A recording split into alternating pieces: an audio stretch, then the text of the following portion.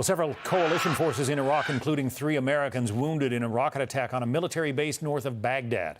It comes just days after a similar strike at the base left 3 dead, prompting U.S. airstrikes on Iranian-backed militias believed to be behind those rocket launches.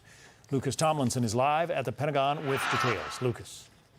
John, we now know 2 of the Americans wounded in the attack were seriously wounded, and all 3 medevaced out immediately to Baghdad. The head of U.S. forces in the Middle East says his drones can't see everything. I don't have enough ISR to be everywhere all the time. The truck was probably covered until seconds before they set the timer and ran away. So you've got a very limited period of time when it appears as a missile-loaded truck. This time, the rockets were not fired from a truck, but this underground area behind a cement wall, knocked down moments before the strike.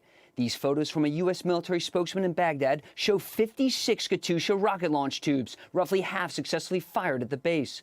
The attack was carried out in broad daylight. Normally, attacks like this take place at night. It would be difficult for drones overhead to see these rocket launchers behind the cement wall and under a covered roof. Iraqi officials say they arrested the owner of this garage used to launch the attack.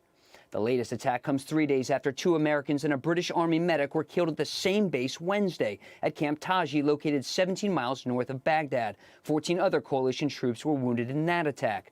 This drone video shows the aftermath of U.S. Air Force jets who destroyed 5 weapon sites Thursday night used by Kataib Hezbollah, the Iranian-backed militia. General McKenzie says the terrorist group carried out the attack Wednesday, and officials tell me they also likely carried out this latest attack today.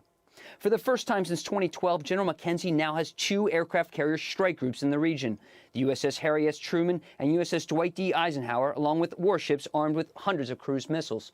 The U.S. military tells me they'd like to conduct a joint operation with Iraqi forces, but it's not immediately clear when that will take place, John.